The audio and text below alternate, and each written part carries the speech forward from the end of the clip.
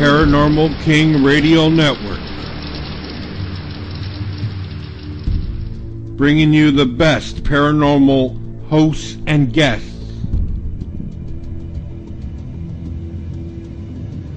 Bringing you the best paranormal shows and features.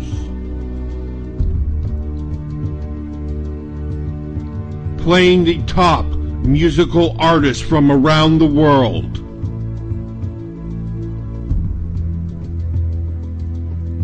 Paranormal King Radio Network.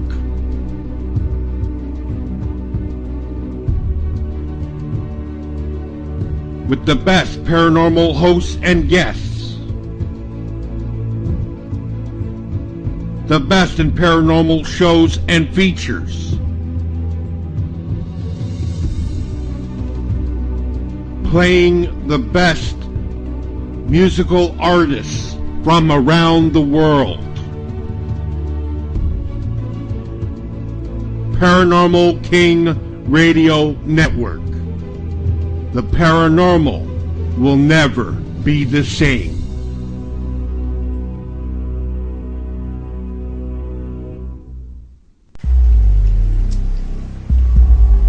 Your radio has been taken over by forces unknown.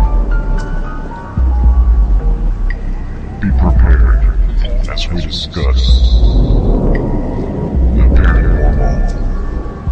Things unseen, unknown, and unexplained. Here on the Half-Past Dead Paranormal Roundtable on the Paranormal King Radio Network with your hosts Roger Belt and Frank Lee.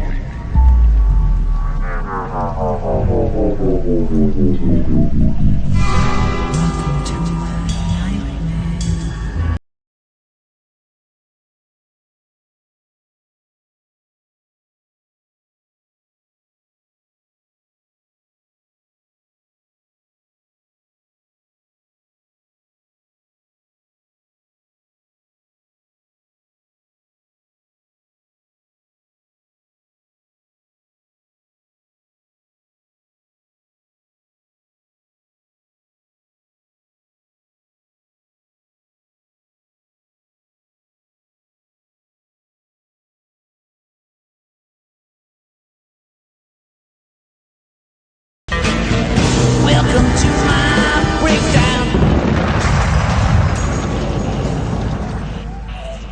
Keep listening if you dare.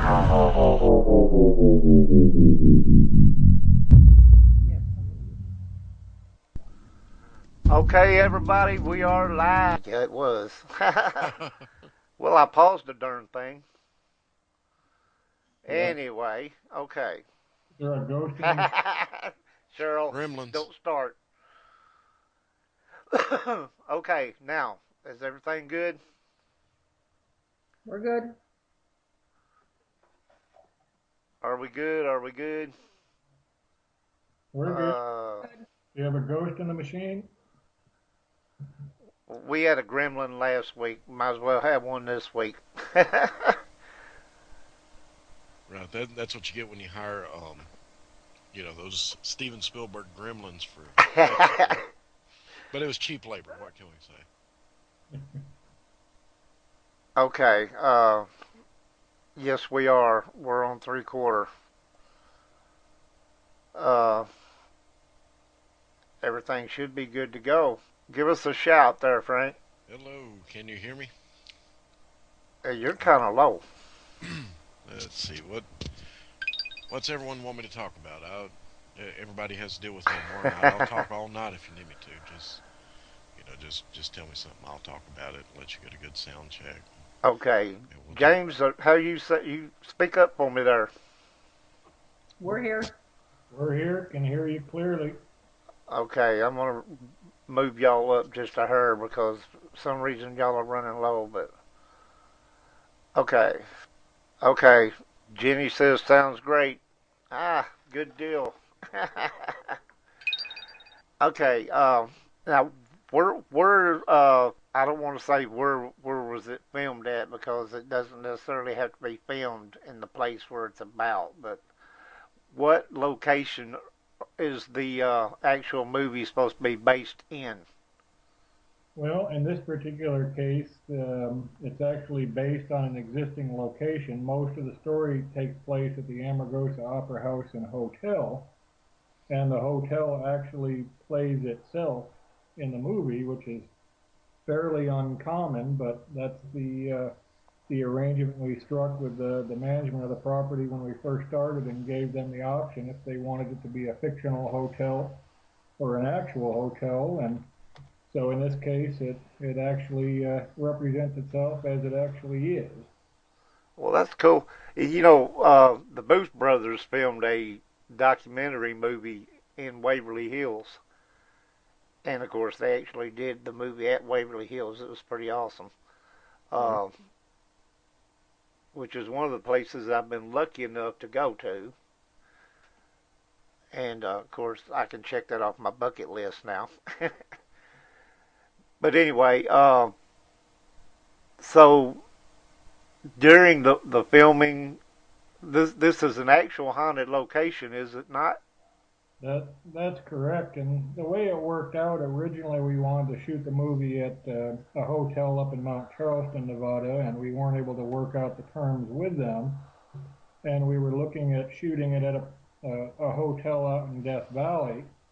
And we just happened to catch an episode of Ghost Adventures, the episode for the Amargosa Hotel. And it really caught our attention because it really had the look that we wanted, plus it was half the distance to get to Amargosa as it was to get out to Death Valley. So we went out to check it out soon thereafter, and it worked out real well. And the funny thing is, when we first went out there, me and my wife, she had experiences that were almost identical to what had happened to the team in Ghost Adventures during that episode. So it was quite an introduction to us when we first got there. And it wasn't the original plan, though, to actually shoot in a hotel that was haunted. It just worked out that way and added a whole other layer to the entire experience. Exactly. And so you had personal experiences, so that kind of added to the whole feel of the movie, did it not? Yes. Oh, Yes, yeah. very much so. Well, Okay, would you introduce yourself, please? I'm Carissa Horton. And this is the lady that the spirits want to pick on. So we're gonna be Yes. picking her brain too. So everybody just stand by for that one. Uh, how big is this place? I mean, is it like one of the big, humongous, older type buildings, or? Well, it was, to our understanding, it was built in the 1920s, back during the mining days of Death Valley. And the property as a whole, which includes the hotel and opera house and restaurant, it used to be a whole town out there. They actually had a medical facility, they had a bank, they had a post office, there was a garage, graveyard, and other buildings, and a bunch of houses behind it too. I think it was like 230 acres for the entire property. And the hotel itself, the portion they still use, I think is 22, 23 rooms maybe, and then the infamous Spooky Hollow part is a little bigger than that, but it's been unrenovated for decades. Okay, now what does this have to do with the Spooky Hollow thing? Well, I mean, the hotel, all that. Did they film that there, or what? well, Spooky Hollow is the nickname they've given for the section of the hotel where a lot of the low-level help used to reside. The main part of the hotel is where the investors and other visitors would stay. And then you had essentially the housing for a lot of the workers. But as it stands, it's been untouched for decades. Otherwise it's directly attached to the hotel itself. And that's where all the ghosts live, or a lot of them live, in the Spooky Hollow section. Frank, you have anything to add to that, or? well, something that I was sitting here thinking about is there's there's so many. This has been going through my mind. There's so many movies that are when they're filmed on a location that's reported to be haunted. You run into things like maybe not as much of an extreme case as like with The Exorcist when it was being filmed, or the Poltergeist movies. But has the paranormal activity on the location actually deterred or delayed the filming or hindered you in any way? No, no, it didn't. We planned for that possibility. For example, a lot of the spare batteries for the camera at first, we left them in the car in case we had issues with the batteries draining quickly and didn't want to get stuck and having to wait for batteries to charge. But oddly enough, we shot there for about 9 months. We were there pretty much every weekend for 9 months, and uh, the whatever resides there wasn't disruptive to us. And my theory on that is that we earned their respect.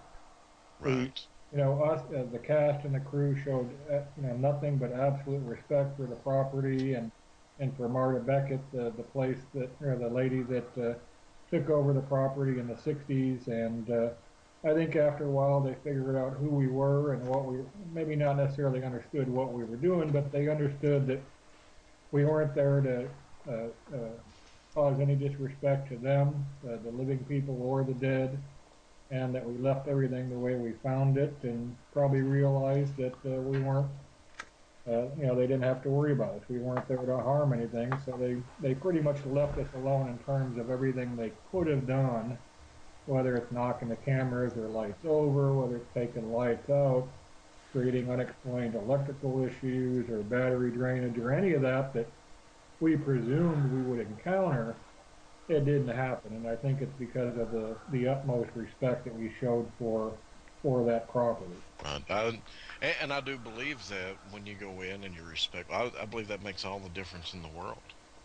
Well, it does for living people. Why would it be any different for Exactly, longer living? exactly. And I've noticed myself, like on investigations, if people are tormenting, what's the word I'm looking for here?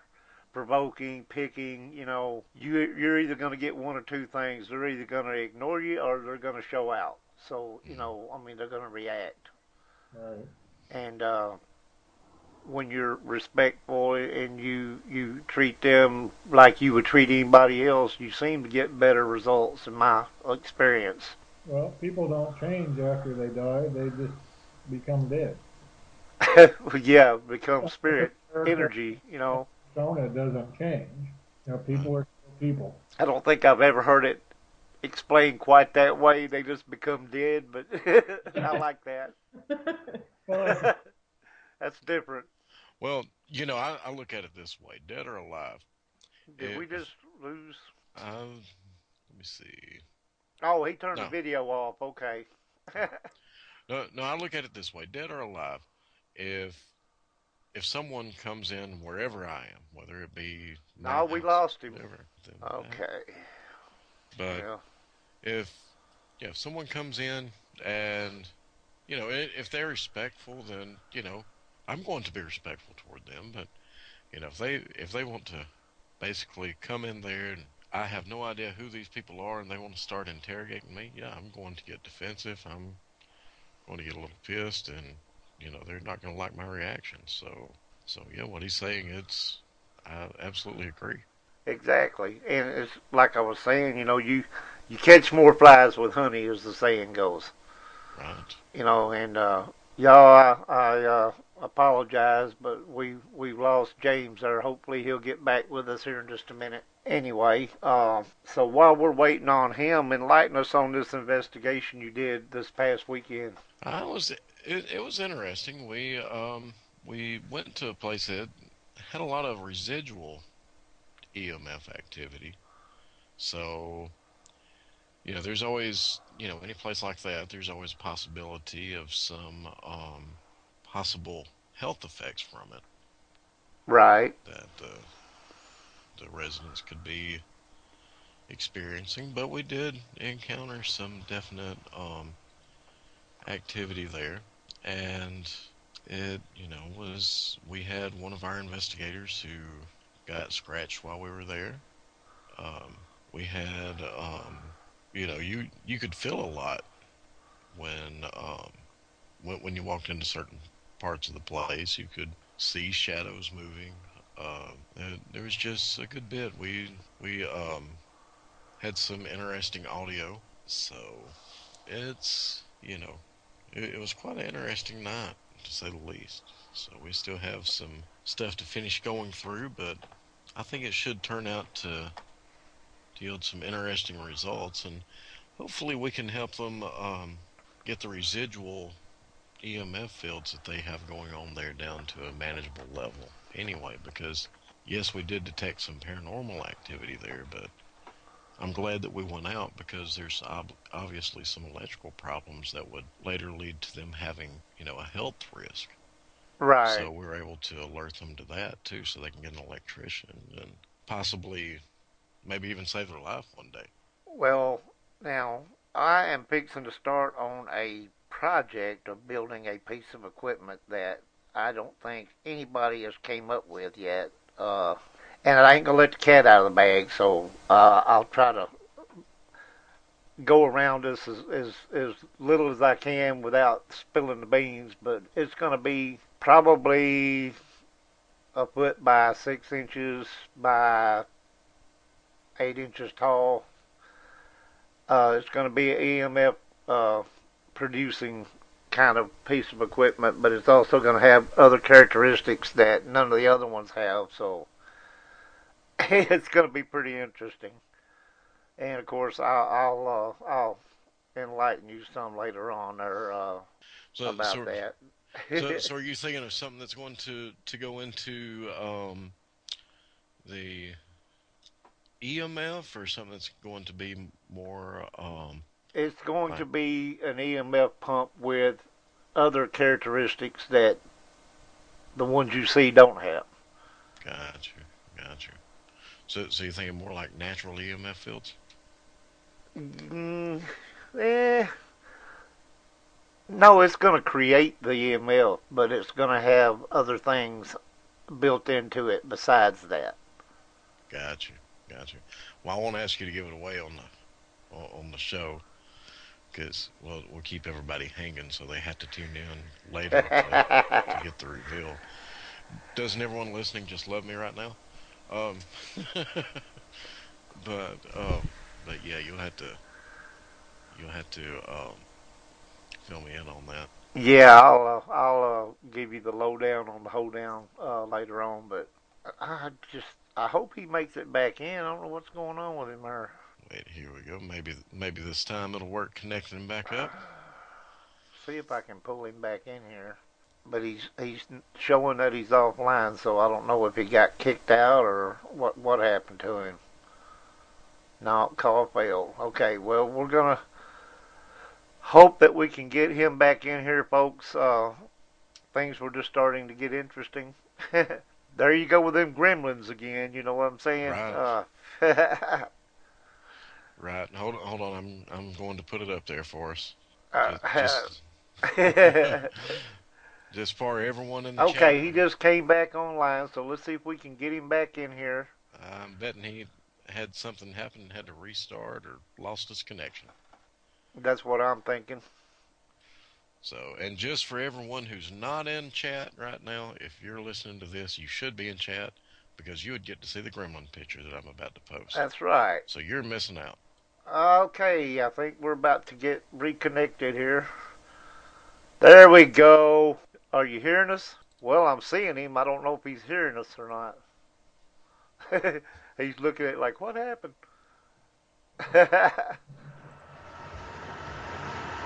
Are you guys there? We have There you are. sound. There we go. We had technical difficulties. I don't know if you got my message or not. Uh, well, I wasn't paying attention to that, but I figured that you guys had a mishap there. So anyway,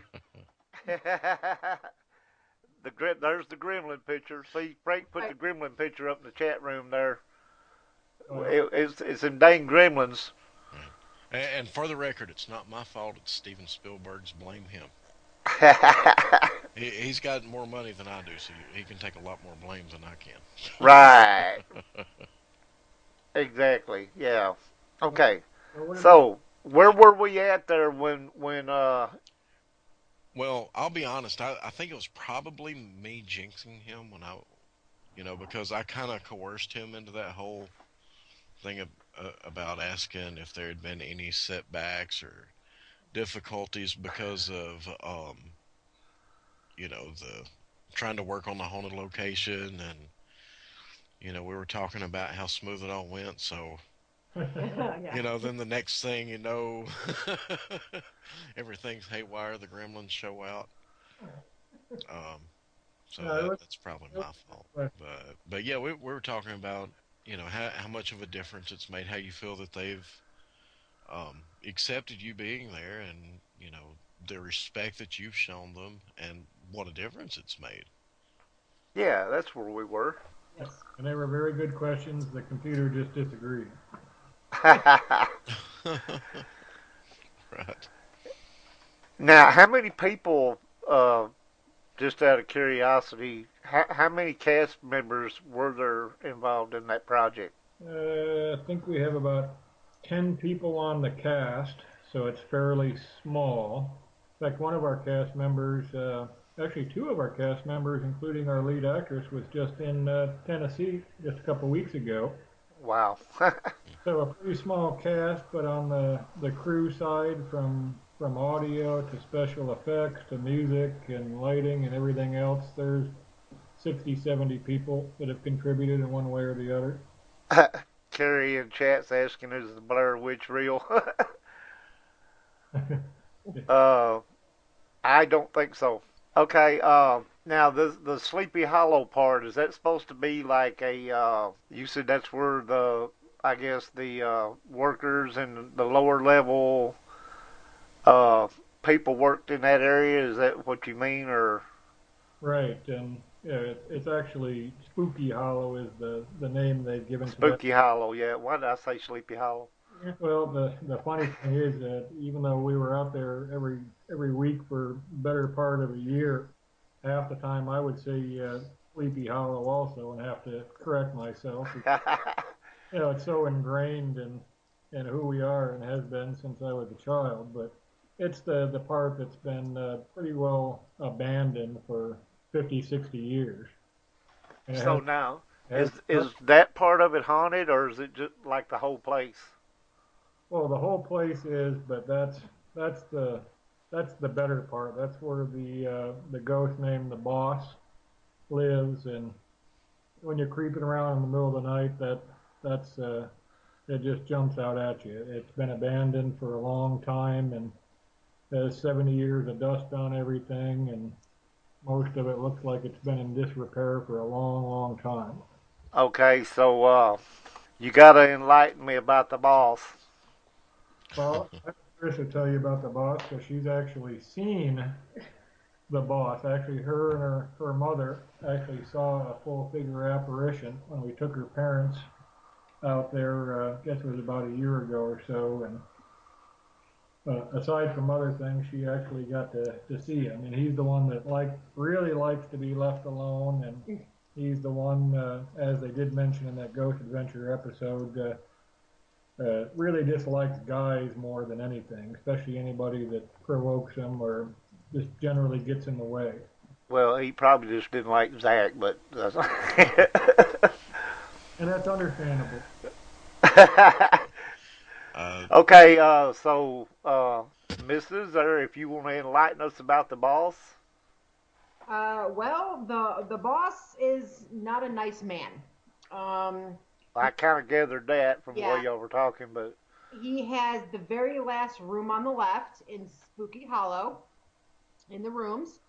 And from what I understand, there was a hanging in his room.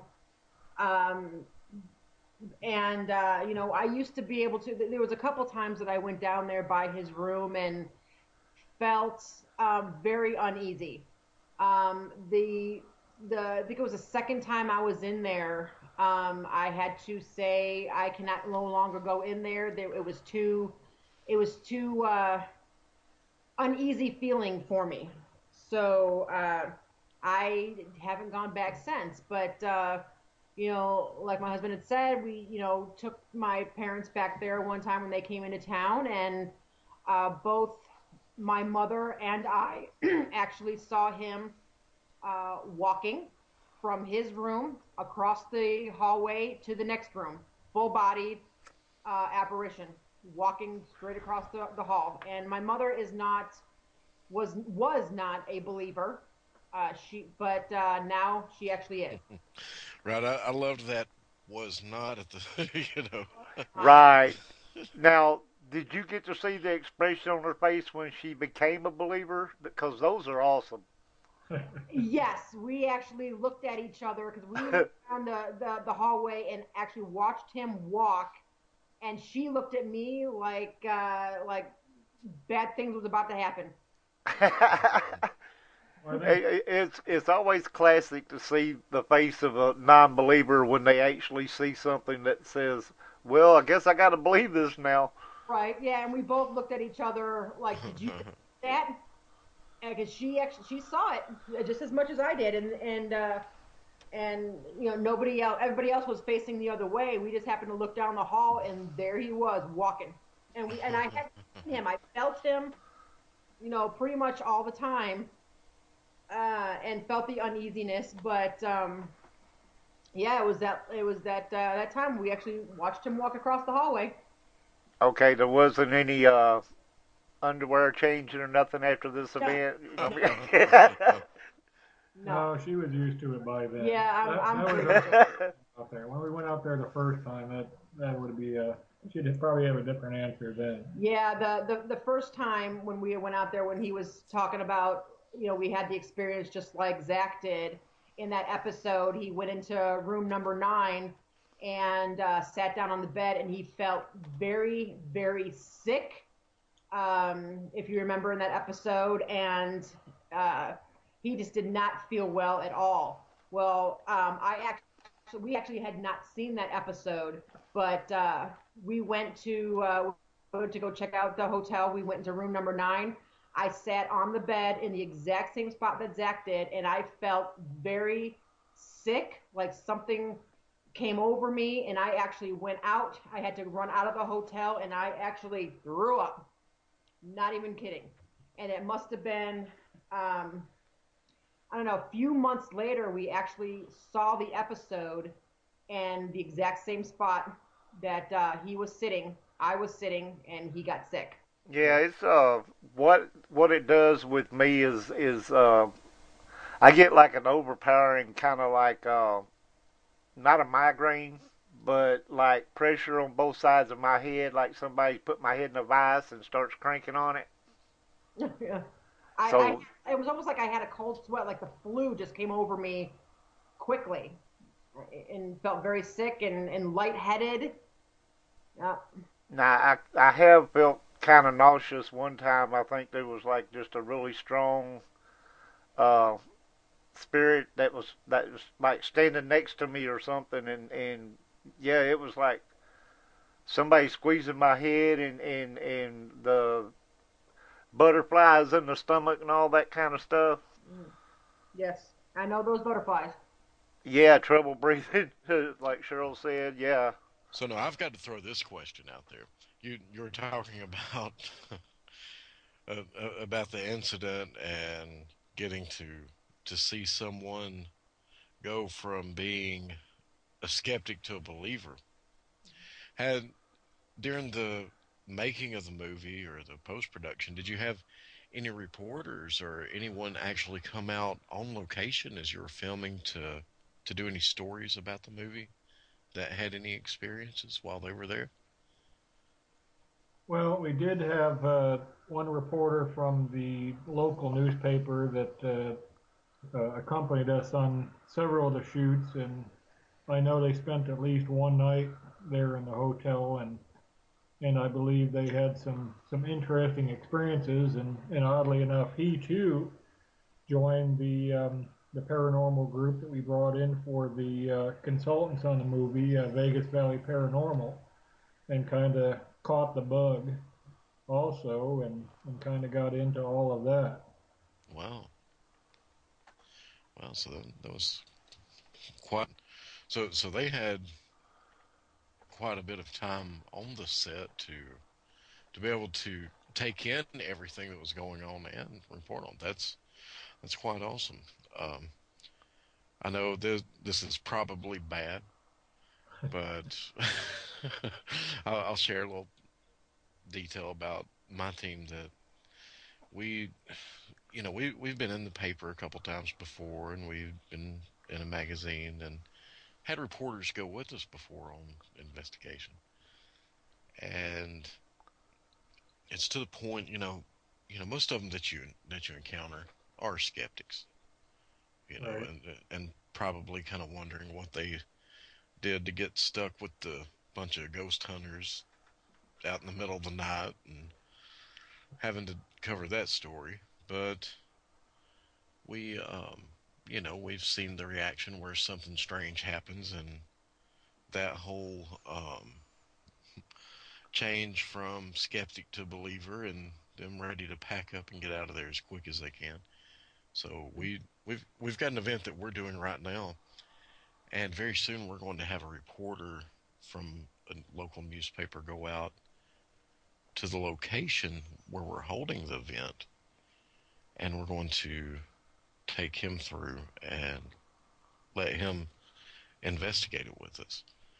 And we're already taking bets on how long he's out there before he gets spooked and leaves. And this is still 2 weeks away from. So I'm just wondering if have you had any of those moments where you're like, okay, this reporter, yeah, they're not going to last. I give it 2 hours tops before they make a run for it. Well, not really with the reporters, but we did have that type of experience with the cast and crew.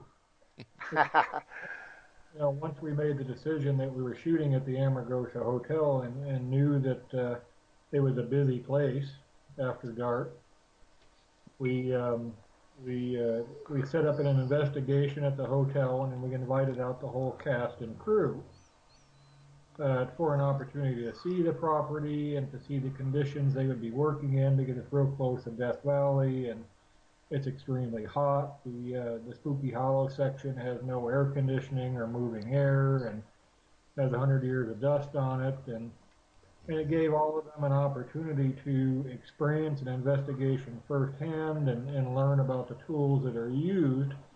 And plus, most of the cast members play paranormal investigators, so it was their first exposure to the background of the characters that they were playing. And what we told everybody is that's your one chance. If you go out there that night and you don't believe you can do this, or at least there, that's fine. Just say so and you're off the hook. But after that, you're committed to doing the project. And we didn't have anybody that backed out at that point, but we had quite a diversity, especially among the cast, on how they felt about working in that area, especially at night, which is when we did most of the shooting.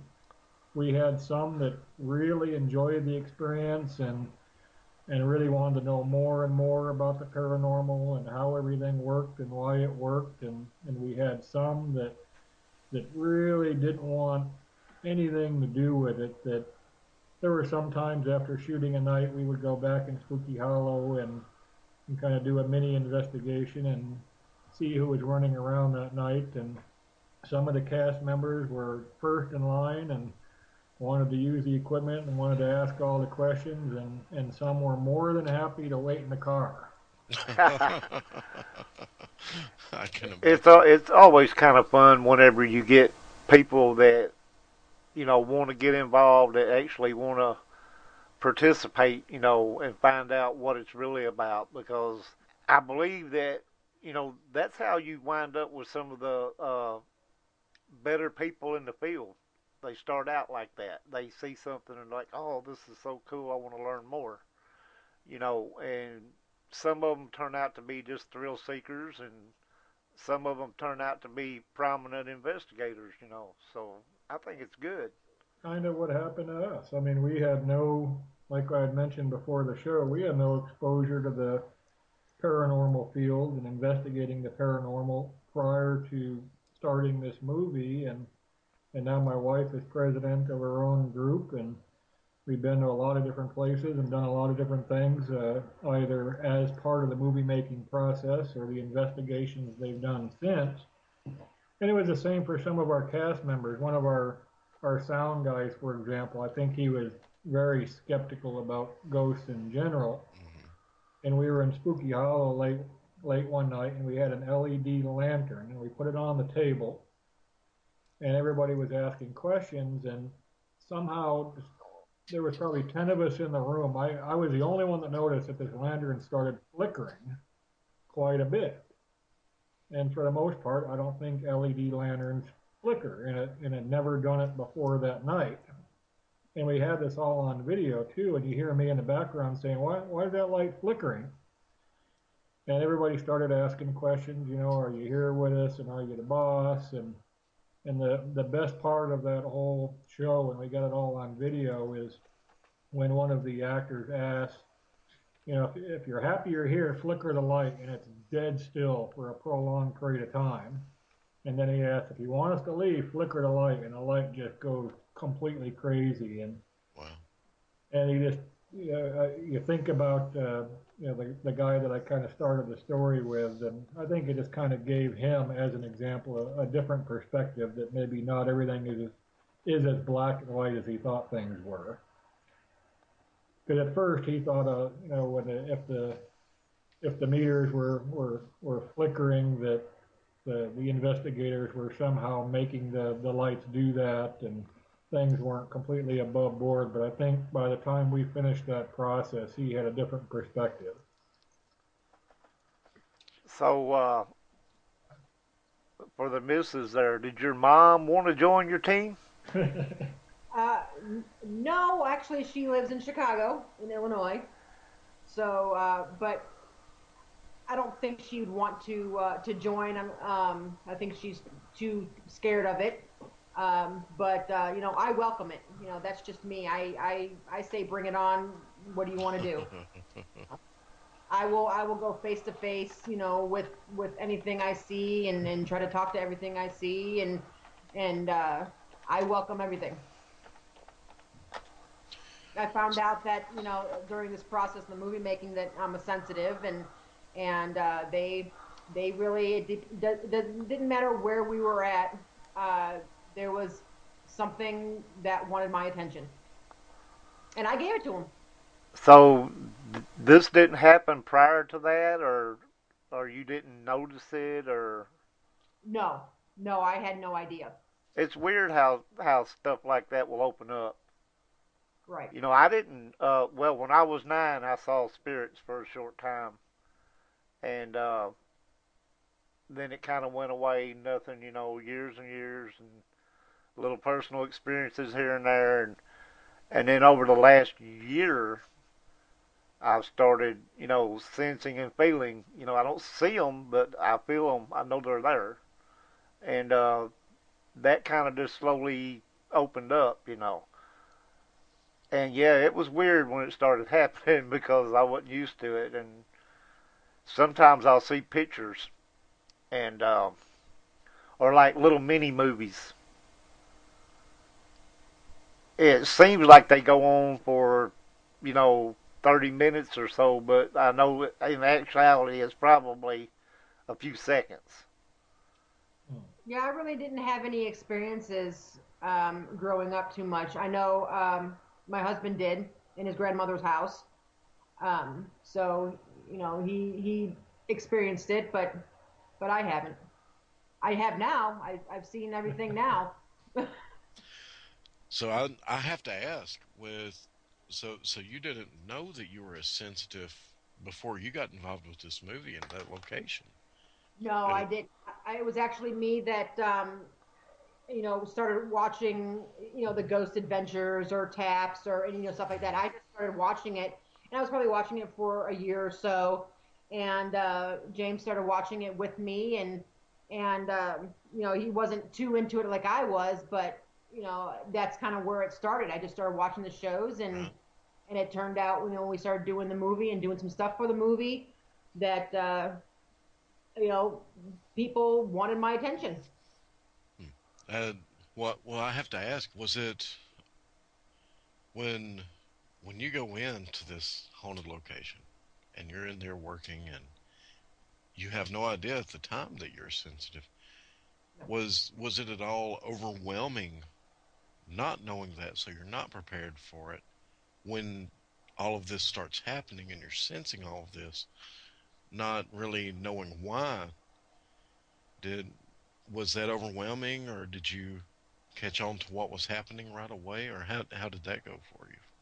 Well, it was actually uh, it wasn't very overwhelming for me at all. When I started doing it, it had a calming effect for me almost, Oh because wow. I knew, I figured something wanted my attention, hear, see, got touched, pushed, scratched, all that kind of stuff. And I welcomed it. But you also had the advice and support of Yeah, seasoned paranormal I investigators did. that Barry, the director of Vegas Valley Paranormal at the time, would notice when things were occurring with her, and he Yes. would kind of come to her aid and ask her what was going on, if she needed help, and to kind of reconcile those experiences with her. So they did more than we ever really asked them to do. They were primarily intended to be consultants to myself and the cast to create as much authenticity as possible. But we initially, before we started the movie, we did the one investigation, just them and us, and then we did another investigation with the whole cast and crew, and then we did another investigation with just the cast at the Pioneer Saloon where they could get a little more hands-on. And they noticed right away that things seemed to gravitate toward her, and really handled that professionally and responsibly to kind of guide her through what she was experiencing. So I think, in my opinion, that was huge, not being kind of left out in the dark. Right. Yes. I can imagine. Yes. So, what kind of stuff was going on in the saloon besides the getting removed from your chair, so to speak? Besides that, well, that was actually, that was not the first time I was touched, but I was just minding my own business and sitting on a bar stool, and I know and this I story. yeah, I'm sorry. I actually got almost violently pushed, and I kind of flew across the room a little bit, and Barry, the director, had saw it. A couple people had saw me fly across the room, um, and uh, and actually the EVP. There was actually an EVP that came, that we noticed that night, and it said, "That's my seat." And apparently, I was Wow. in the wrong seat. So Wow. yeah, I was not allowed there.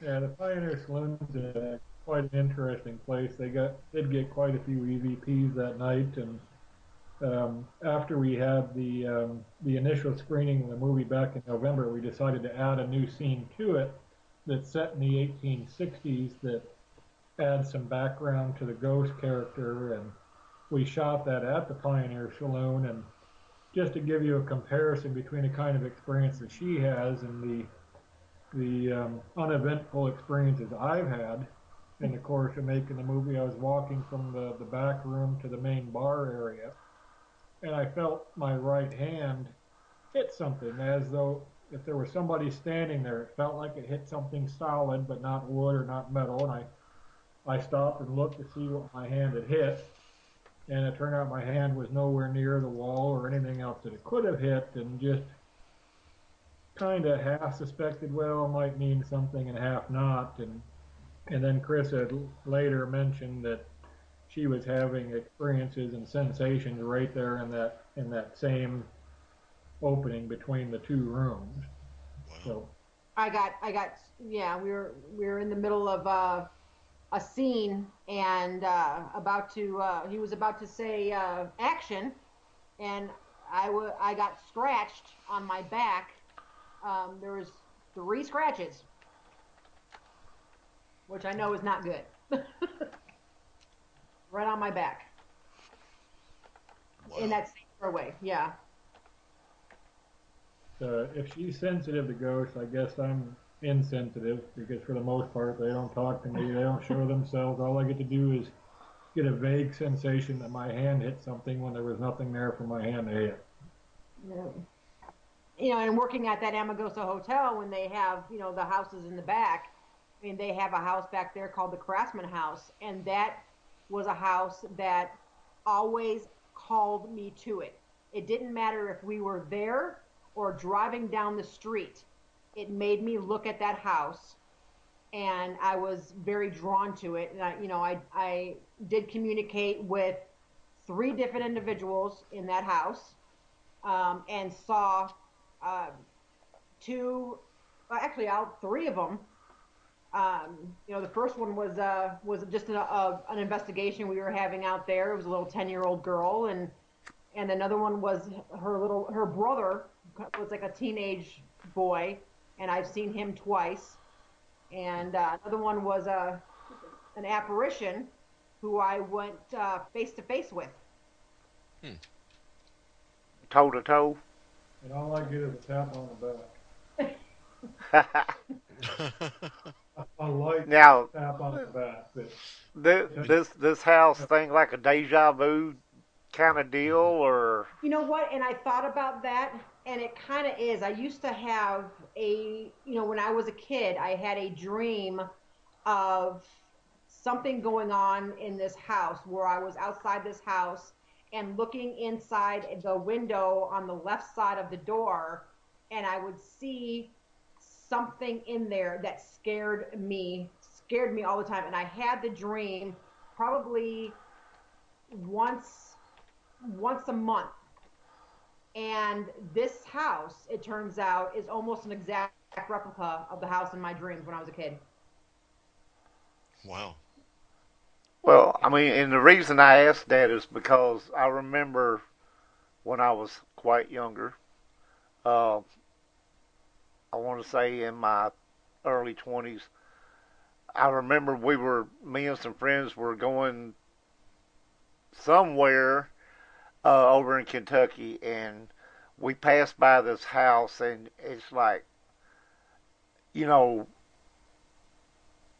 I started just realizing, hey, I've been here before. I've been to this house before, but I had never been there in reality. But I'd been there, and I mean, everything from every decoration in the yard to the way the house looked, everything. I knew it, like, in and out. Right. Yes. And I'd never been there before.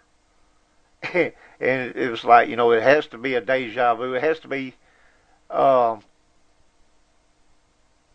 how would you describe that?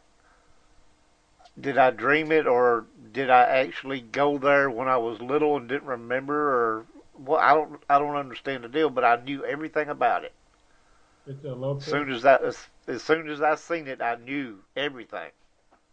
It's a location you visited while you were dreaming. In the dream state, you're not confined to time or place or form, or at least that's one theory. That maybe Exactly. Yeah, it could have been like a astral travel type Right. deal or something. right, and there's no baggage fee. Exactly. And it Don't turns have to out pick up your luggage at the other end either. I've learned too that that I can go somewhere and touch a piece of furniture, and I can feel where it's been. I can kind of feel, go to an antique store and feel a table or a curio cabinet or something like that, and I can kind of sense what it's been through. Like at the Mitzvah Hotel. Yeah, like at the Mitzvah when we went to the Mitzvah Hotel. Wow. Yeah. So Do you ever touch something like that and see the house where it came from or anything like that? I can kind of sense a little bit about if it was in a house that was with people with money or not, or I can sense that there was something bad that happened around that piece of furniture, or it's different feelings for different pieces. Um, Almost like the residual energy on the object, right, so to speak. right, right. I even, going to the Mizpah Hotel, I knew that, some of the background, but had no idea, that, just, I don't know if you guys have ever been to the Mizpah Hotel, but they have what is it, the woman in red or something like that, Mhm. that, yeah. And I kind of sensed, and I had no idea where her room was or what. And we just happened to be going, in the hallway, and I'm looking around, and I all of a sudden said, something is in this corner right here. I don't know what it is, but something happened in this corner.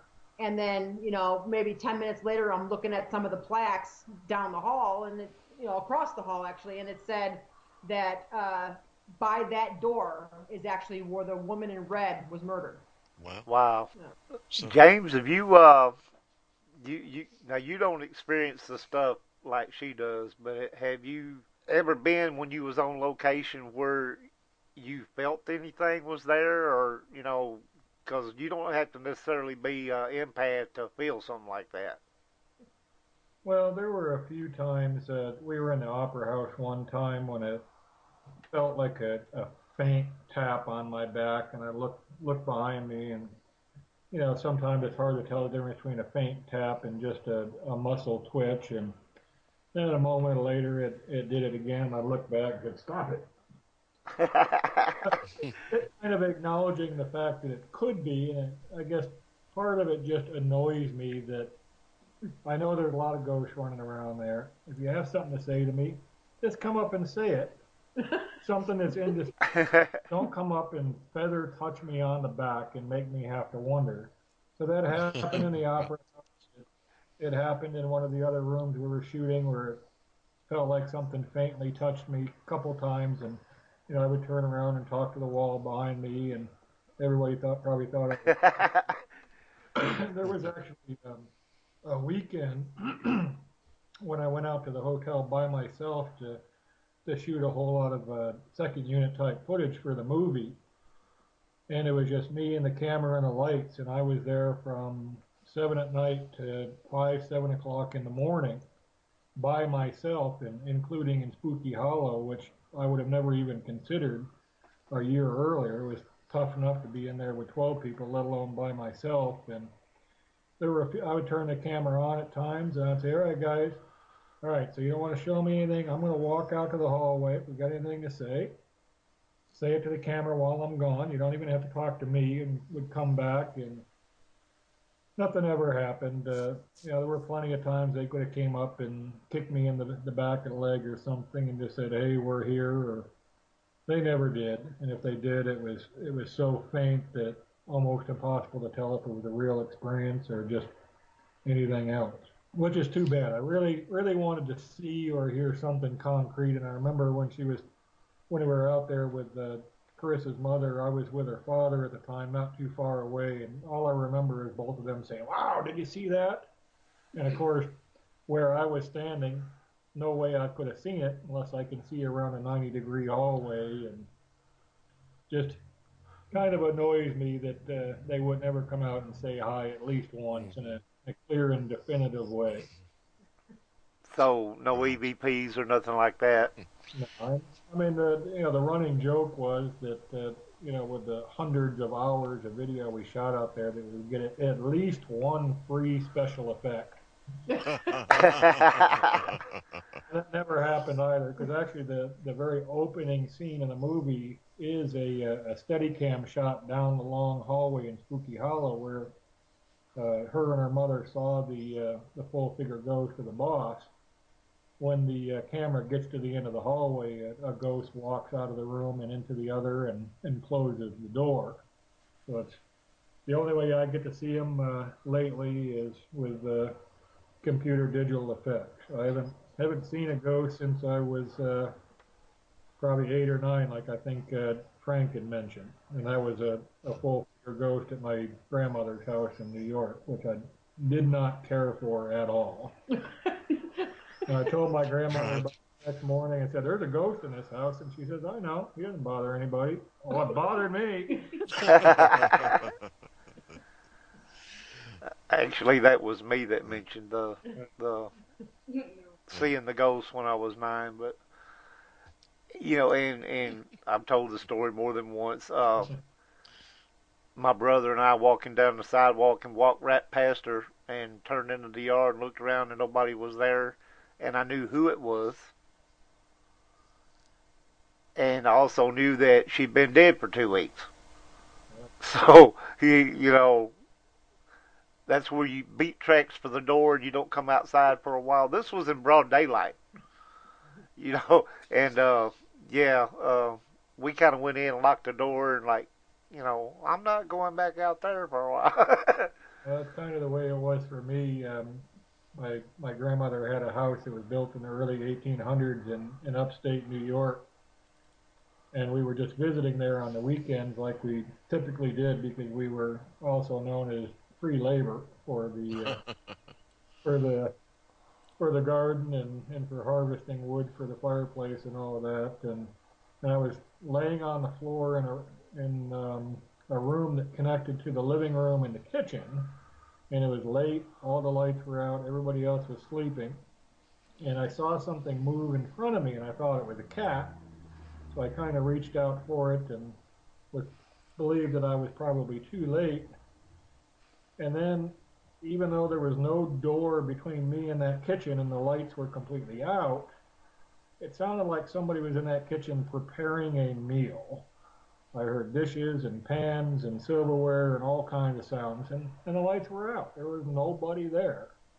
And then it stopped, and I looked up just as I saw the full figure of a spirit walk in front of me that looked kind of fuzzy, like an old analog TV snow, and watched it cross in front of me and then went higher and higher as it crossed over the living room toward the wood stove, and that was that. And after my grandmother made that comment the next morning, I think it was a couple years before I was willing to spend the night in that house. Okay, y'all, we're going to take about a 5-minute break. Uh, Let everybody refill their coffee cups, wine glasses, shot glasses, whatever they're having. Uh, but don't nobody go away. We'll be back in a few minutes.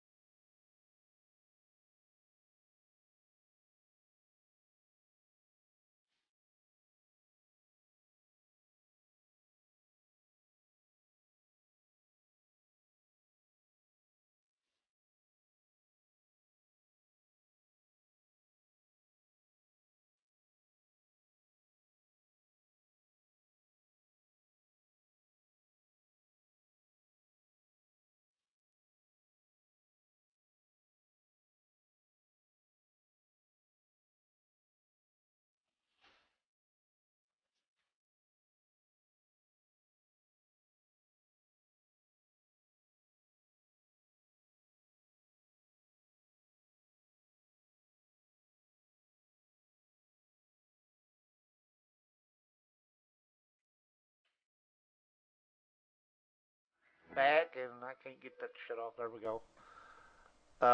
Gremlins attacked my audio and wouldn't let my track play there, so finally got that going. Elusive put me a picture of a good stereo on there.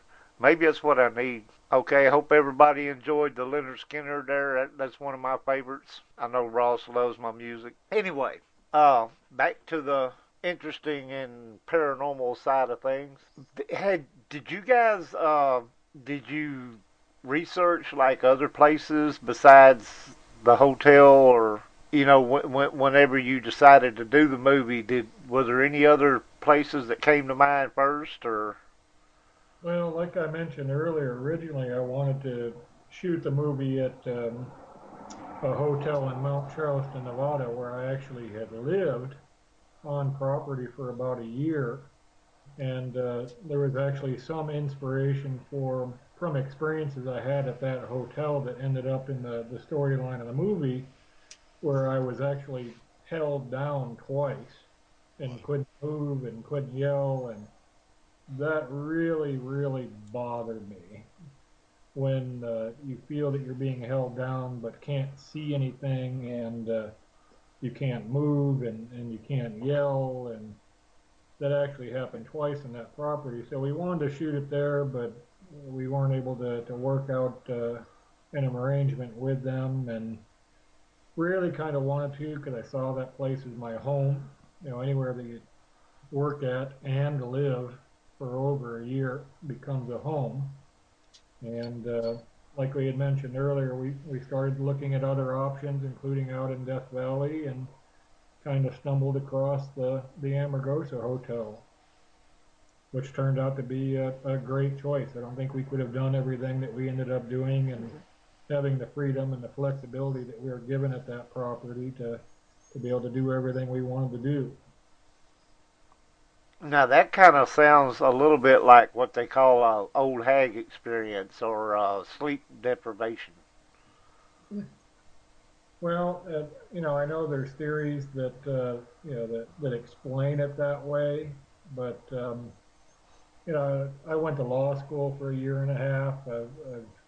I've been doing taxes and accounting and statistics and all that sort of stuff my whole life, and for the most part, I consider myself fairly logical and pretty clear on what's real and what's not, at least most of the time. And I was convinced that was an actual experience, and there were others that believed that there were spirits in that property. I did get one photograph in the lobby that I believe to be a photo of a ghost, and I've seen video of orbs in the restaurant portion of the hotel. So a lot of others believe that there was something that had inhabited that property. Whether or not that was what actually held me down, or was some type of physiological experience, I'll never know. But all I know is I really didn't enjoy it, and I know when it stops, and I know I got the hell out of that room as quick.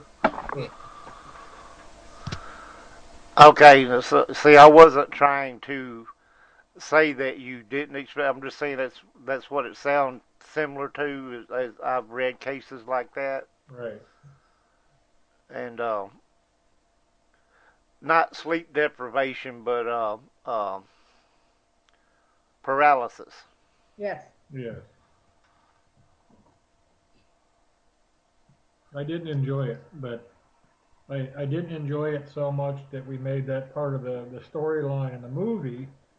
At the beginning of the movie, the male lead character, he's the host of a popular food show on television, and he goes up to Beatty to do a show on a big chili cook-off they're having up there. And later that night in the hotel, after he starts to fall asleep, he has this experience where he's woken up, and he's held down by something he can't see at first, and he can't yell or scream at all. And except his experience turned out to be a little different. Of course, it's a movie and not real life, and the ghostly figure is a woman that does appear before him. She actually comes up through the bed on top of him. So his experience is a little different, but it's also the catalyst that for the character that founded his interest in the paranormal, and then as part of the introduction, you hear that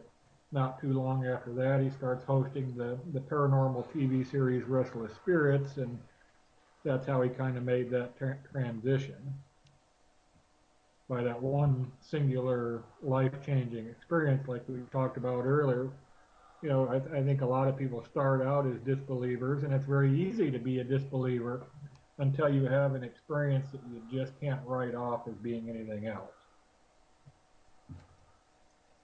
It's all interesting, though. I mean, and there's so many different types of experiences like that.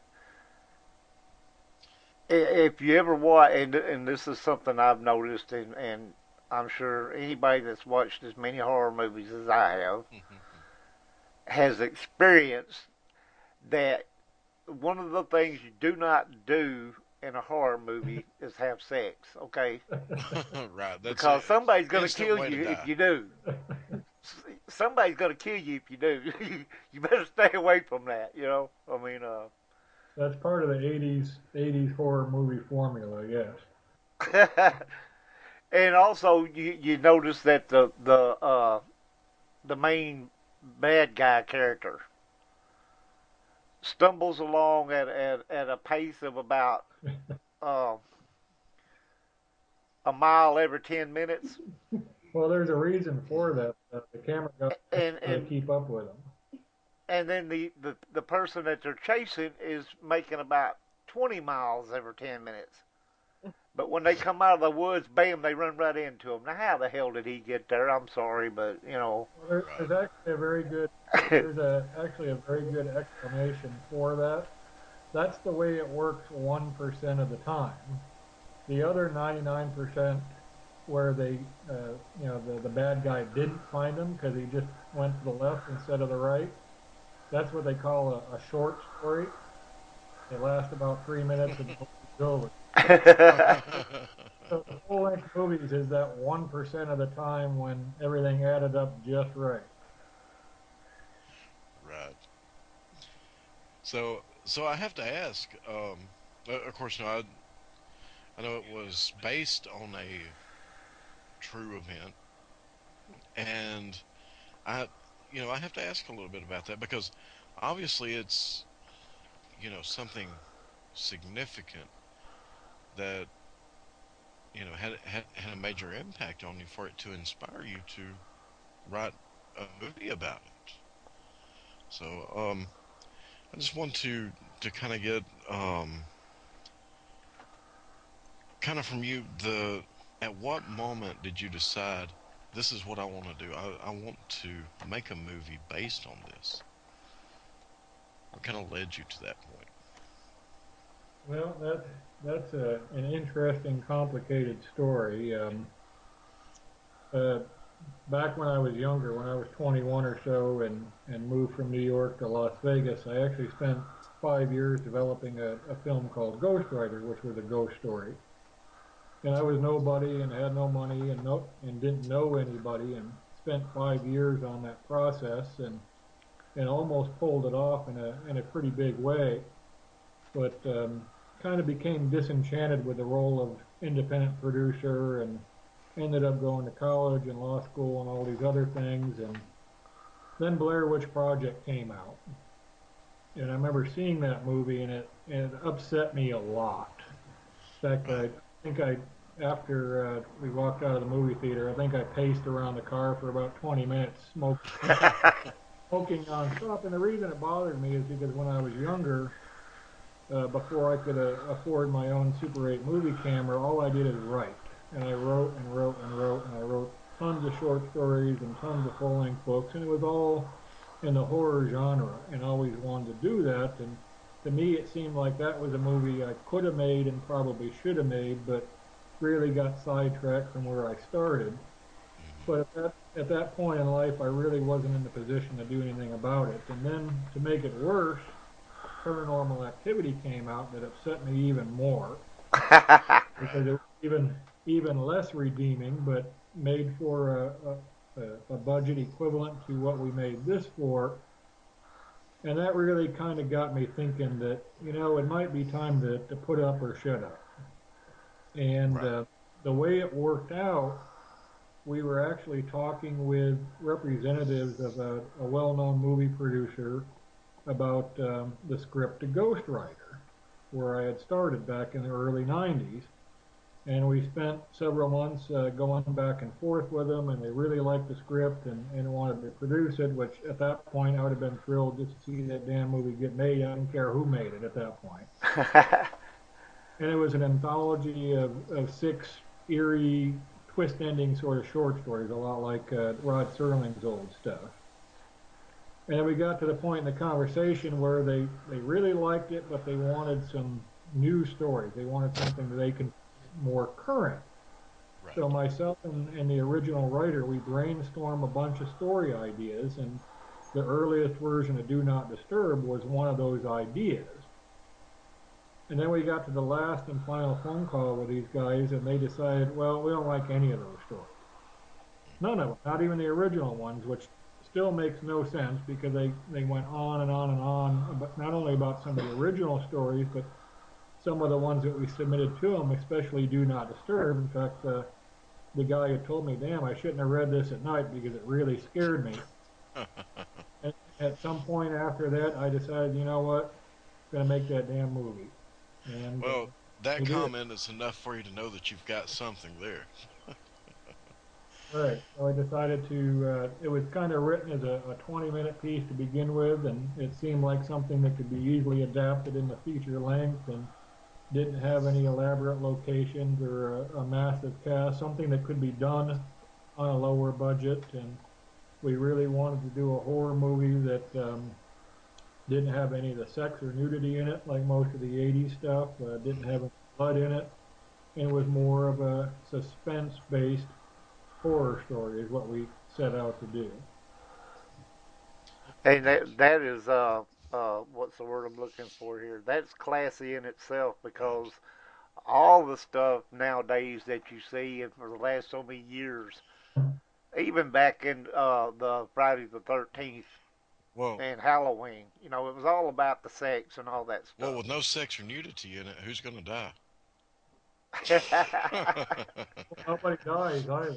Several characters go away by various means. One sucked through the wall, and the other gets actually uh, sucked into his video camera somehow, and the other one we presume crashes when he has the ghost in the car with him. But you don't see anybody die.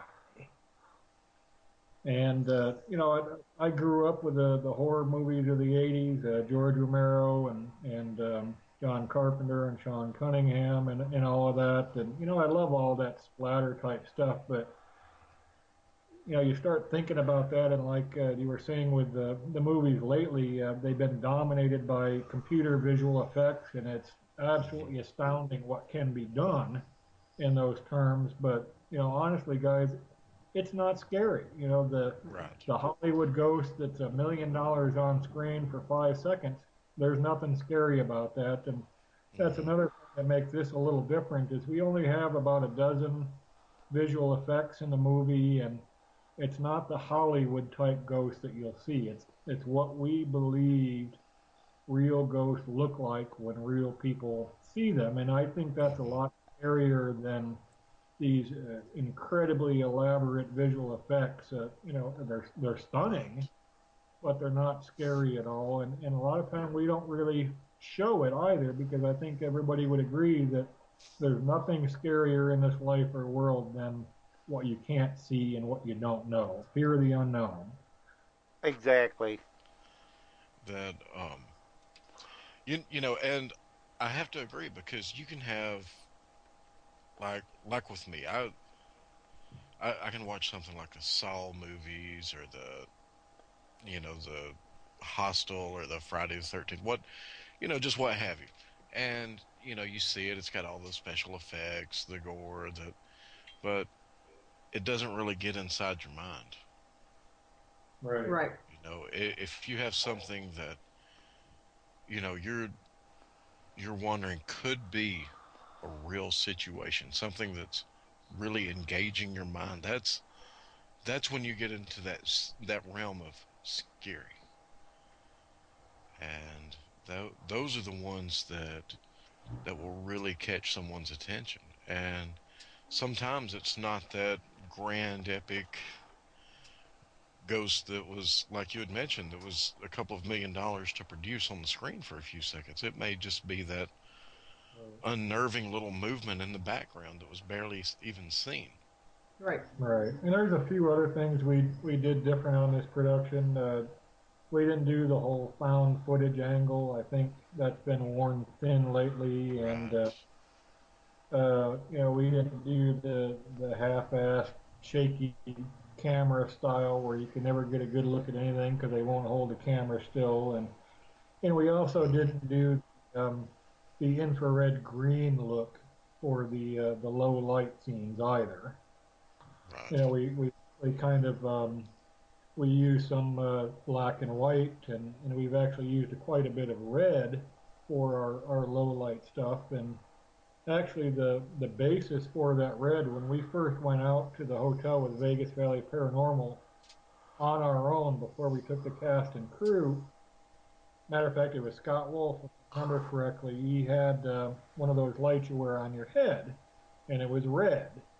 And he Hmm. explained to us that they used the red light because it didn't interfere with the infrared cameras and the full spectrum cameras. And I had video footage of that night, and I just really liked the way it looked as an alternative to the standard look of what video looks like when it's shot under infrared light. So what we Right. did, a lot of the nighttime type stuff you see in the hotel in the movie, the characters carrying around a video camera, which ties into the story. They're there to shoot a TV show, and it has an LED light on it with a red gel, and that's actually a lot of the lighting source for some of these darker scenes, and it gives everything that red tint to it.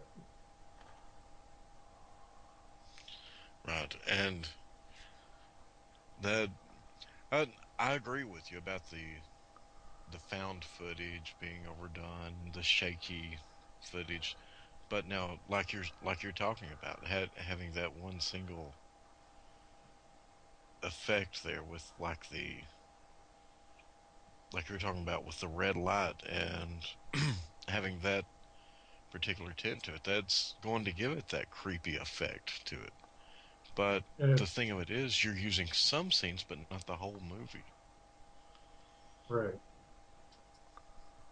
Well, because the part of the movie that takes place at the hotel is only about half the movie. After that, they escape. The characters that do remain get in one vehicle and get out of there as quickly as they can. And then they see a female figure standing alongside the road, which I believe is one of the characters that disappeared. And they make the mistake of stopping against the advice of one of the characters and go back looking for her. And of course, they don't find her. And then things only get worse from there because when they get back to the car won't start, and it just gets worse and worse and worse from there. Right. And and I think it's great the way that you're putting together a good solid storyline. You're stepping outside of the typical patterns that a lot of the movie makers are following now with they all have the found footage or the you, half the people in the film die, half of there's just so many different things that you can watch a movie and just within 5 minutes tell how it's going to go. And I like the way that you're doing so many of these things differently. It, it's engaging it, and I mean, I really want to see this movie. Yeah, me too. Well, we're glad to hear that. We really want to see it too. So, so especially with me being an investigator myself, and from the way that you've described it, it's I, I can't wait to see it. Now, y'all brought up the Blair Witch movie, you had to go there. But you mentioned the first earlier on. That was an experience in how to cuss on film. Right. Because all I remember seeing was them going, oh my, F this and H that and S this and oh, F that. And, Josh! I mean, constantly, that's all I heard. Now the second one was a little bit better in the fact that they did have the dude there that disappeared and was supposed to be something about having to watch whatever was going to happen or whatever. But the first one, I mean, all I saw was them running around in the dark cussing at the top of their lungs. And that didn't thrill me. I'm just saying. Now, don't get me wrong. I mean, it's not that I get offended by the F word or whatever a lot, but nobody wants to hear that every other word out of your mouth, okay? I mean, it just don't work. Yeah, I agree that it needs to be something that could be shown on TV. Well, would you want your kids to watch that? Right. Exactly. I mean, I don't have a problem with my kids watching a horror movie, or I didn't have. My kids are grown now, but I didn't have a problem with them watching a horror movie. But all the sex and the filthy language, I didn't really want them watching that stuff. Well, my mother didn't want me watching all that either, but she made the mistake of working at night, so she didn't get. Yeah, that'll do it every time. We had HBO, so I watched. Oh, that's even worse. Yeah, speaking of that, one of the most influential horror movies that goes back to the late '70s, and maybe you remember this or have heard of it, is Race with the Devil. Not a great story, but I think it came out in probably 1979, somewhere around there, and it's similar in some ways that the characters encounter something they weren't supposed to and just can't get away from it no matter what they do, no matter where they go. In fact, a couple years back on a radio show with Scott Ian, the guitar player with Anthrax, he had actually mentioned that was his favorite and most influential horror movie of all time, too. And that's the first time I've even heard a living person even mention the title of that movie in a long time. And, and when I saw that film when I was 12 or 13, and that really scared me a lot. But it was very influential in terms of what I wrote during that time frame. Now, if you want to get into something that is an older movie, but Nosferatu. That goes back a couple years. Yeah, but I mean, for the time, that dude, and they said that he originally looked like that. That's what he really looked like. Probably did. Now that would be pretty freaky, and also interesting stuff if you read about it. Is he didn't like to come out in the sunlight, and people did vanish during the making of the movie. That's interesting. That's one way to cut back on the payment of. Right. Yeah. Right. So that does bring about a question that I've been meaning to ask you, because now that you're making a horror film and everything, I was curious of what you grew up watching and where you got a lot of your inspiration from as far as your stylings. Well, if you're asking me, probably the biggest single influence would be John Carpenter. Movies like Halloween and The Fog, and even though it's not a horror movie, Escape from New York, and part of what really made his work stand out for me was the music. In fact, a lot of people believe that it was the music soundtrack for Halloween that made that movie what it is. That it was a very low Right. budget movie that did astronomically well and really skyrocketed his career as a director. And it was one of the things that we've also tried to accomplish on this movie to have a music score that really stood out. But at that age, I loved everything. Anything that was on HBO, we would go to see. With my mother working at night, me and my younger brother would sneak out the window past the neighbors that were supposed to be keeping an eye on us. Speaking of Friday the 13th, we walked down to the mall, and this is in rural upstate New York. Saw Friday the 13th. That would have been when I was in sixth or seventh grade, and then walked 2 miles back through the woods.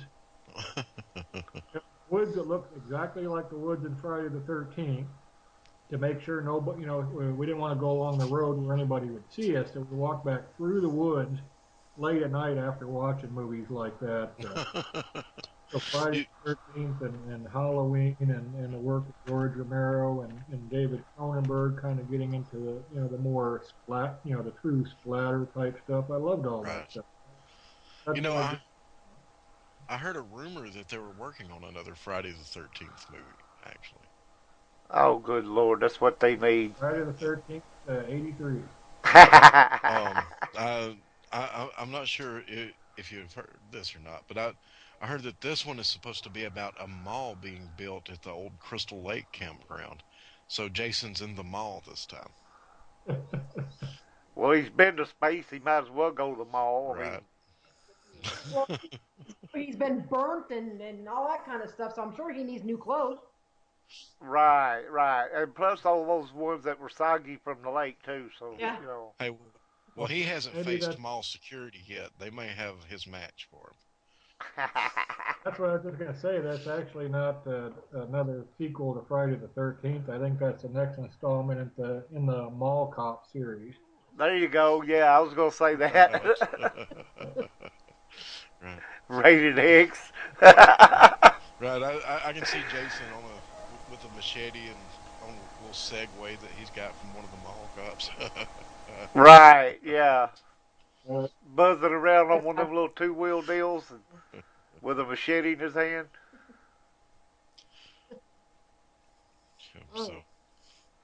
so anyway, after the show we might all have to talk about a good spoof here if you ever want to branch out into comedy. Oh yeah. well, the movie was designed for a sequel, so we're trying to have everything wrapped up roughly by the end of this month, so we can have our main premiere early this summer. And with any luck, your listeners out there may be able to see it in one way or the other, hopefully this fall. But it was all designed for a sequel because the ghost unfortunately does follow the two remaining characters home in the end, and so if they thought they had a bad night that night, it's only going to get worse at that point. And Cool. that's where the tie into Virginia City comes in, because such as the new scene that we added and shot at the Pioneer Saloon, not only do we want the bulk of the sequel to be set in Virginia City, but we actually want it to be set in the 1860s. So it'll be a little more of a ambitious undertaking. Right. So now, is this supposed to be like? And I have seen sequels where they go back before the original. Well, Right, like a So- prequel. Yeah. But What? well, they'll film the original movie and then they'll do one where they go back to. Well, this all really began back in 1800 and such. Kind of like with the Tremors movies. well, we with the new scene that we added, that we're editing in now, kind of reveals some of the background that does go back to the 1860s, and who this character is and why he ended up at the Amargosa Hotel and in that room in particular, and why he wants to be left alone. So we've kind of set the stage for it. In terms of the sequel, exactly how we're going to make that work, we haven't figured out all those details yet, but we're not really anticipating a prequel. Kind of the basic concept is the ghost has followed them home for a reason, that it needs help with a bigger, badder ghost, which is one that you see briefly in this new scene. And perhaps whether it forces them back in time or an out-of-body, out-of-time experience, takes them back to that time frame to help him defeat this other ghost that's terrorizing that town. So haven't worked out, well, can't say all the details, haven't worked out many of the details, but just pondering ideas and concepts at this point on how to make that all work in a way that's not too hokey. Right. And it was done back in the time when the boss was just a burger flipper before he got promoted. Exactly. Back when he was a road agent. Yeah. But it all sounds interesting, though. I want to see. I can't wait to see this one. So the next one's got to be one of those that you're gonna wait with your chin on the floor. Like, come on, I mean, don't you hate that too when you're waiting on, you see a preview of something and you're like, oh man, that looks cool. I want to see that. Well, it's not premiering until 2017. What? Like the new Star Wars movie, right? Well, hopefully we don't keep you waiting that long. For the budget we've had on this project, we've actually had a lot of good things come our way. We actually have a song on the music soundtrack from Tangerine Dream. I'm sure most of you have heard them. They've been around forever, and I got hooked on Tangerine Dream's work way back when Risky Business came out long time ago with I remember that. Their incredible soundtrack for that movie, and one of the actors in the movie, one of the lead actors in the movie, was actually a musician for most of his life and played with Michael Schenker and Pat Travers, and we actually just in the last couple months we actually worked out an agreement with the rock band Adelita's Way that has material playing on every rock station in the world. We actually got permission from them to use their two most recent singles on the movie music soundtrack. Now, I don't know if you're familiar with Super Troopers or not. Have you ever seen that movie? It's not a horror movie, of course, but it's a comedy, but it's hilarious. And I mean, it was just one of those comedy movies that everybody just couldn't get enough of. And now, supposedly, at the end of this year, if I understood right, they're finally doing a sequel, and it's like so many years later. I mean, right? What, 10 years, 15, long time. And I would have figured they would have done a sequel. I mean, as big as that was, they would have done a sequel right away, but they didn't. They like 10, 15 years later, they're finally doing a sequel to it. Well, sometimes the actors don't want to do a sequel. That's part of the equation. Sometimes, even if a movie appears to do well, it doesn't necessarily make money. So that's part of the equation also, and even more so in the last 10 years, with the average price of movie production. They can easily spend $100 million just making an average Hollywood movie now, and that's not even the upper end of the spectrum. If you're the one putting $100 million into a production, you're going to be pretty mindful choosing material that preferably has some sort of built-in audience instead of something that nobody's ever heard of. I know if it was my $100 million, I would be thinking about what the project is quite a bit. So, more and more so, they're resurrecting older material that has some built-in marketing value to it. Right. Frank said Darth Vader finds out, or Jason finds out that Darth Vader was his father. Well, someone in the chat room they were talking about the Friday the 13th movie where Jason went into space. So the idea was pitched about a movie where it's Jason versus Darth Vader. So I suggested, well, that would work, but at the end of the movie, you find out that Darth Vader is Jason's father too. Darth Vader's everybody's father, ain't he? I mean, Luke, I am your father.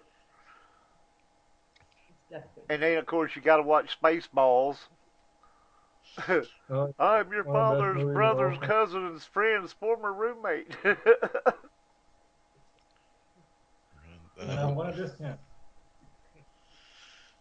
So yeah, I guess that's going to be a project that's still in production. Um, we got a budget going together now of $5.23. Donald said, "I want to see it right now." LOL.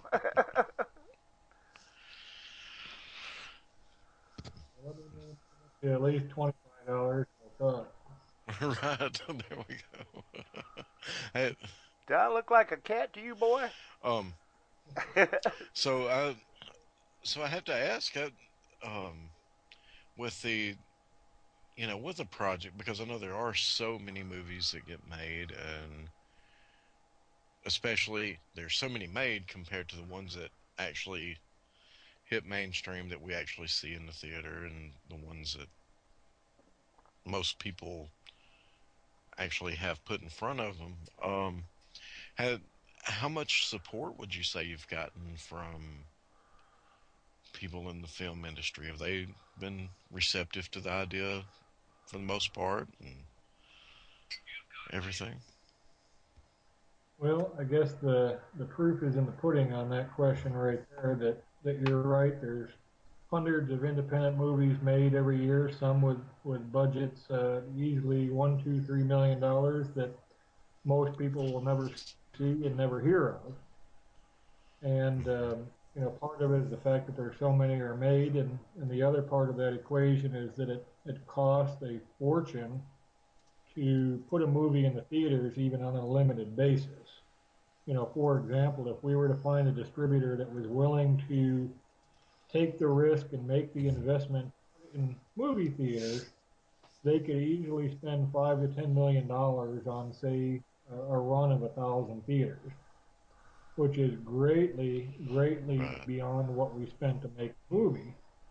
So therefore, Mm-hmm. at that point, they have a lot more to lose than we do, and they have a lot more at risk than we do. And typically, it's a movie in the theaters that drive the value of all of the other markets, whether it's the video release or on demand or cable TV or whatever. And if it doesn't get that initial run in the theaters, then it's just one of those other countless no-name titles on Netflix that doesn't stand out, and unless it has a recognizable name in the cast, or unless it does somehow manage to break through.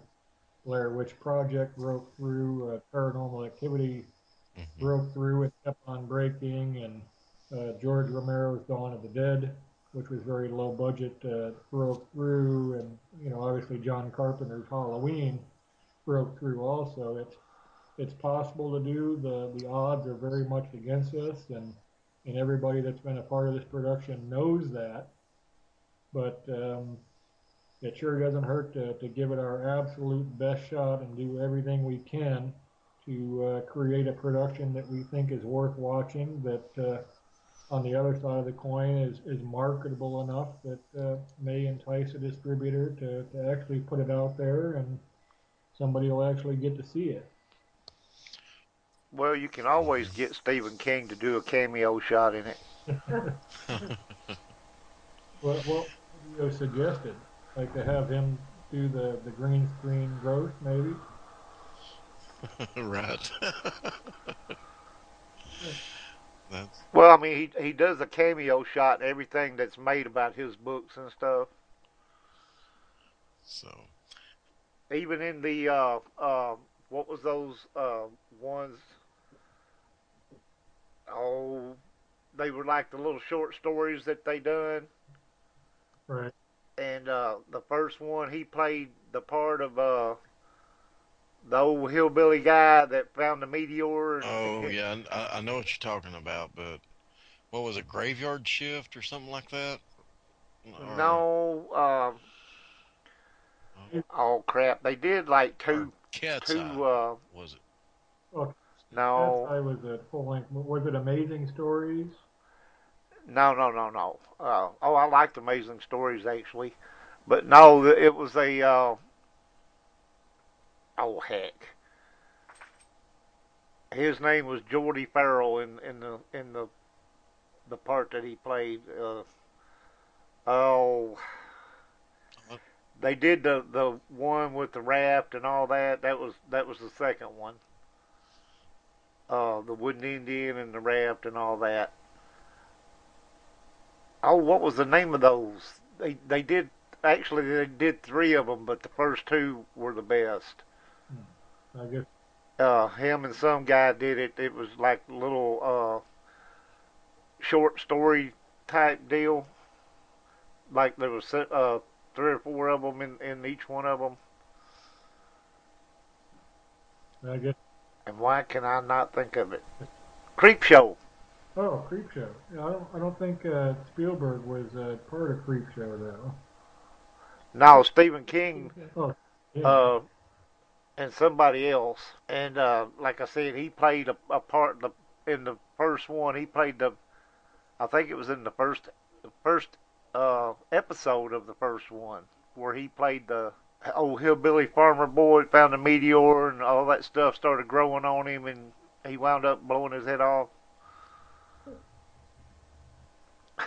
And then and oh, that one where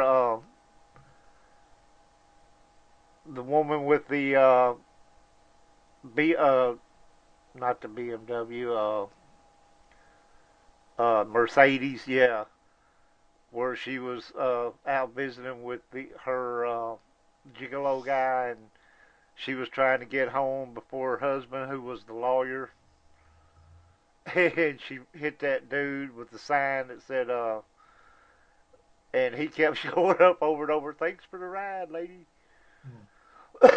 Stephen King played the part in that of the truck driver that got out to check on the accident, or whatever.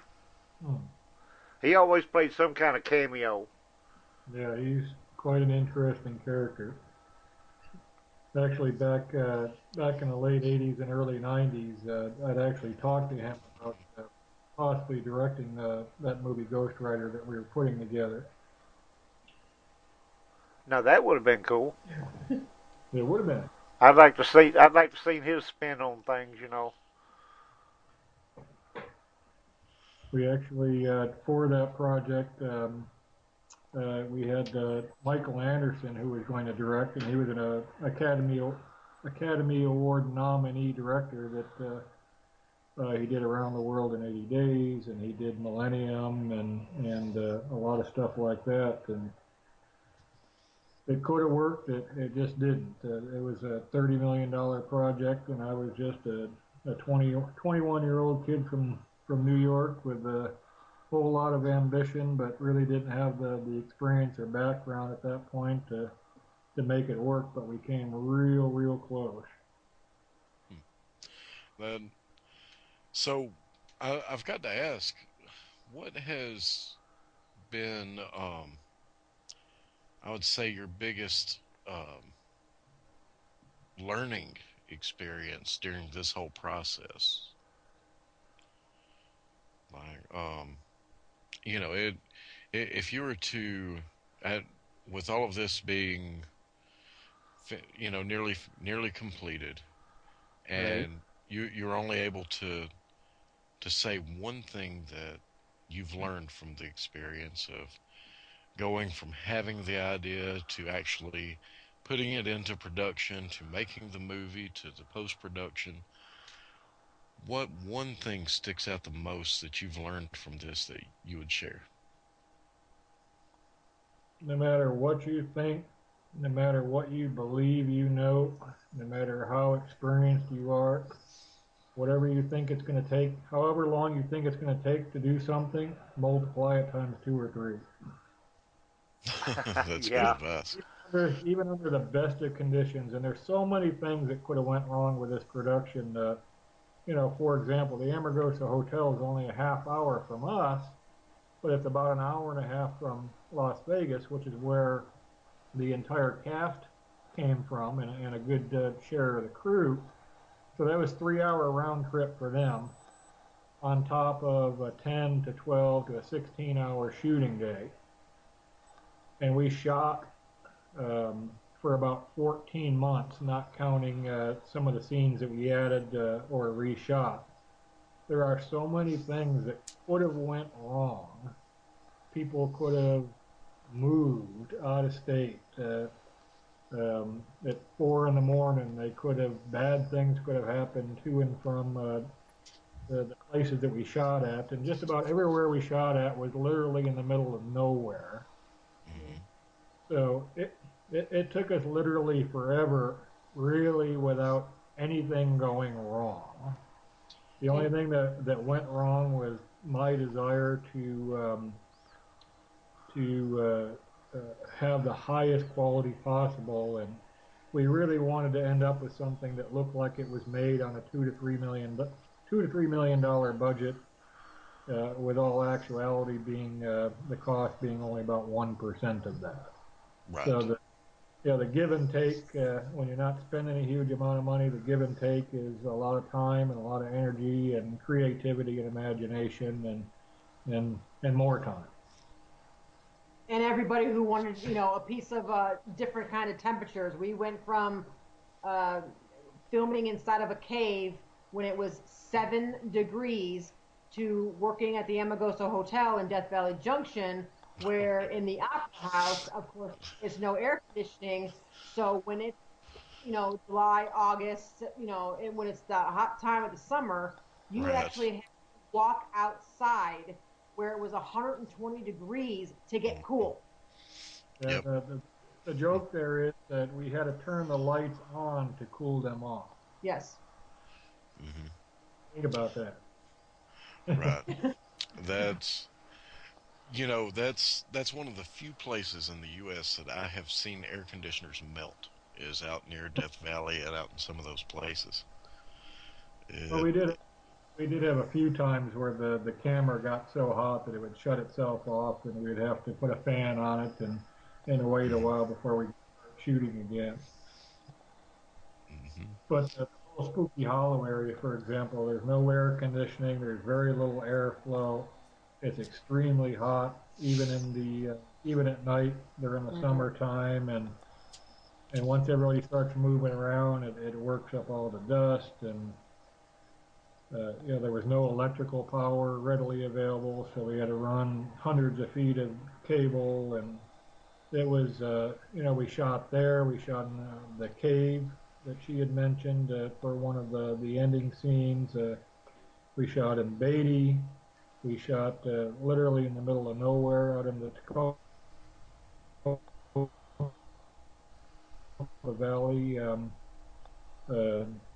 nowhere, and we shot up in the mountains, and pretty much everywhere we picked was about as far from civilization as possible. Most of them had no cell phone service. We'd rent an RV, so we had electrical power and bathroom, and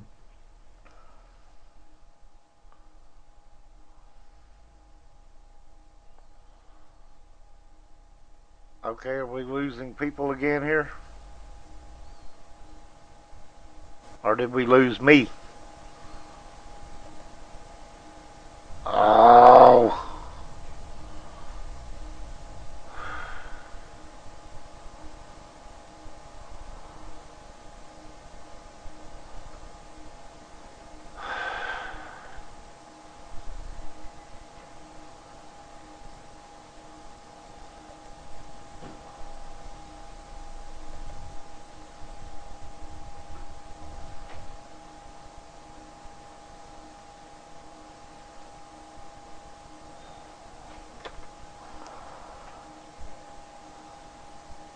Come on, are you kidding me? Did we lose you?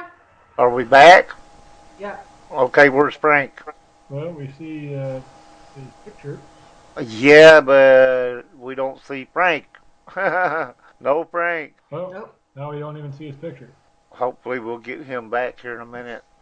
Hopefully, because we're about to have to wind down. I don't think that was on our end this time. Okay, I'm trying to put this link up here. Of course, it's not going to work in here. Why? Did you want me to answer that? Usually it's the H. Cat got it to work. Awesome. Okay. Okay, that's the preview. Everybody, check it out. So how many listeners do you normally have? Thank you, Cat. You're awesome. Okay, where is Frank? I got dropped somehow. You'll have to add me back. Okay. Well, I was trying. Why is he not coming back here? Okay. There we go. Do it that way. Like he's showing up. Okay. Come on, Frank. All right. There now he I am is. back. Ha ha ha. In time. Just in time.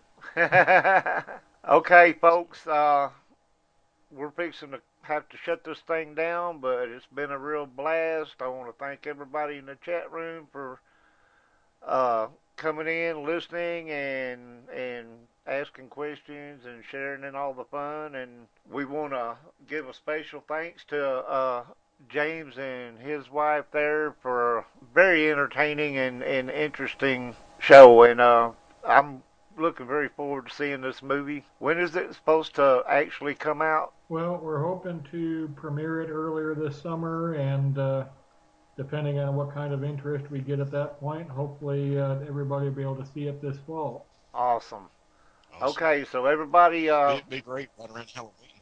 yeah, that'd be cool. And we also thank you guys very much for having us on the show and spending the last couple hours with us.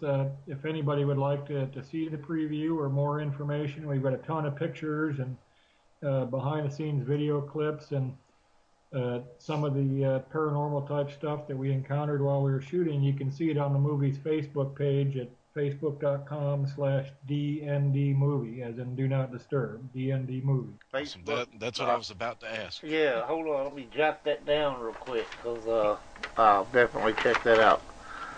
Okay, facebook.com what? /DND movie. DND movie. And we hope everybody will check us out when the movie premieres, whether it's at a local theater or on Netflix or on TV. And we really hope you'll enjoy what we put together, that it's quite an interesting mix of characters and suspense and a lot of the traditional ghost story elements, but a lot of a lot of things that aren't being done every single time on every single movie.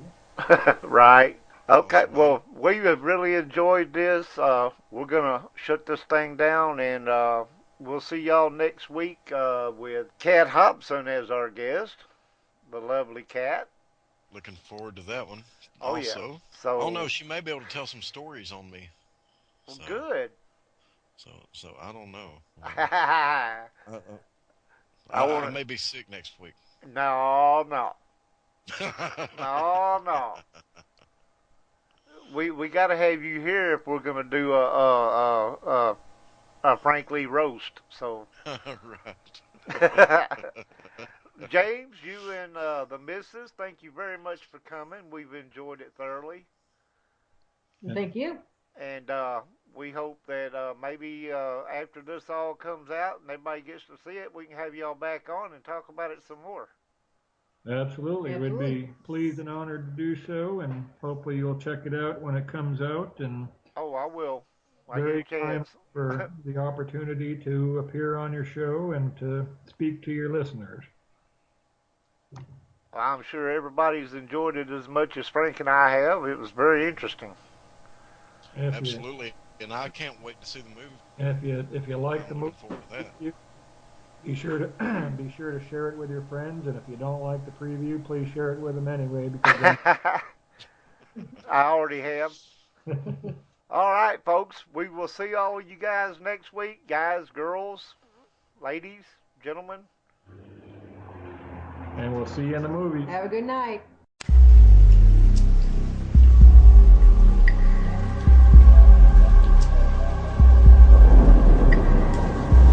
Join host Roger Belt and the teacher Frank Lee on the Half-Past Dead Paranormal Roundtable on the Paranormal King Radio Network every Monday night at this same time for another haunted evening.